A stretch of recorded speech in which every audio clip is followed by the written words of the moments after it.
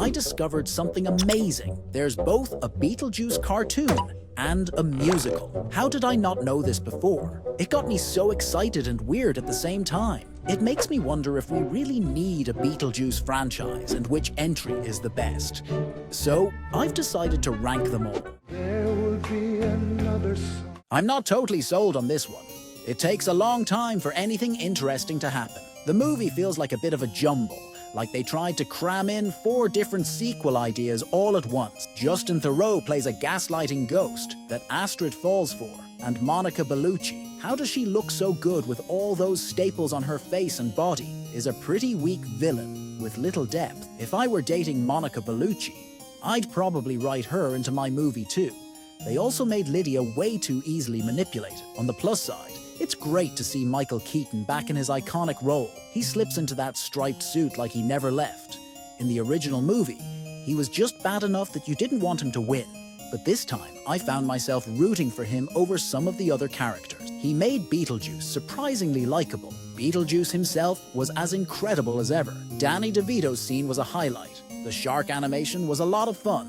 And the inner child sequence was classic Beetlejuice gold. It's not as good as the original, but it has its moments. And honestly, 2024 is shaping up to be a strange year for movies. With 4 films about young women giving birth to demon babies and 2 movies featuring sandworm, it's definitely an unusual cinematic landscape. Honestly, Teen Titans Go is not that great of a show. Watched this episode on a whim, and I'm glad I did. The animation style fits Beetlejuice perfectly, and Alex Brightman, who played Beetlejuice on Broadway, really brings the character to life. The episode's references to both the movie and the old TV show are a lot of fun. You can tell the writers truly understand and respect the character. Maybe they're fans themselves. The ending was a bit predictable and anticlimactic. It would have been better if the episode were a bit longer, but the humor still made it enjoyable. If this episode is a hint at a Beetlejuice Teen Titans spin-off, count me in. All you gotta do is say my name. It's definitely different. And whether it's better really depends on what kind of stories you're into. The musical is a lot less mean-spirited than the movie, which isn't a bad thing. I enjoy both versions. Beetlejuice himself comes off as way more likable. The music is well written and super catchy. Some of the songs have even made it onto my Halloween playlist. As a whole, the musical feels like the perfect celebration of this iconic 80s movie that's become a Halloween tradition. While the movie focuses more on Adam and Barbara Maitland, the musical gives Beetlejuice a bigger role and shifts the focus to Lydia, especially with the storyline about her mother. It digs deeper into themes like family and Lydia's grief over losing her mom. It's fun, charming, and refreshingly self-aware. The stagecraft is amazing, and it's got real heart. And of course, there's Alex Brightman. Oh, and a giant sandworm. His performance, plus that awesome puppet, will totally make your day. This cartoon is the main reason for this video. Honestly, I think it was a great show. The animation is amazing and really brings the characters to life. The voice acting is also spot on and fits each character's personality perfectly. I especially love the dynamic between Beetlejuice and Lydia. It's both hilarious and heartwarming. And every time Lydia summoned Beetlejuice, it was always such a cool moment. The animation for those scenes was seriously impressive, especially for a daytime cartoon. The opening sequence is one of the most memorable in TV history, with some creepy horror imagery thrown in. That first shot probably freaked out quite a few unsuspecting kids watching. That said, don't expect it to follow the movie too closely. Some things carry over, like the sandworms, but there's no Maitland. Lydia is much younger.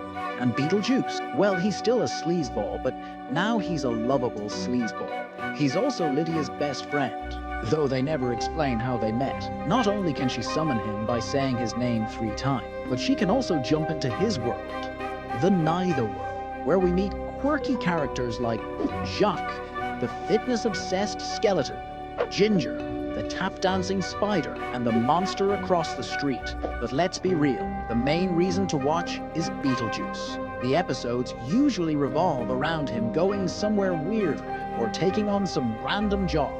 And those episodes can be hit or miss, but the show has its genius moments, especially in season 4. You get episodes that poke fun at network TV, some with wild and surreal visual, and even a parody of The Twilight Zone. What's funny is how much the episode breaks the fourth wall, making fun of its own cliches and tropes. You get the picture. Beetlejuice is hands down one of Keaton and Burton's best. It's obviously a classic, but what really hits me when I rewatch it is how unique it still feels. Sure, it's mostly a comedy, but it has these creepy, Halloween-like vibes too. It's got that weird mix of humor and spooky charm that you can enjoy any time of year. Quirky and fun, but definitely not a kid's movie. That's kind of what makes Burton's films stand out, right? They're always a bit offbeat. For a movie named Beetlejuice, it's funny how little screen time Michael Keaton actually gets. But honestly, every second he's on screen, he completely owns it. I wouldn't be surprised if Jim Carrey took notes from Keaton's performance when he played Stanley Ipkiss in The Mask. Keaton's version of Beetlejuice is just that memorable. And then there's Winona Ryder. Her role as Lydia Dietz basically kick-started her career, turning her into this 90s gothic queen that so many people still look up to. Even today, she's worshipped by all the strange and unusual folks out there. Seeing her as Lydia again never gets old. The movie's failed attempts at haunting are way funnier than they should be, and it's more unpredictable than your typical family movie. The special effects have aged surprisingly well too.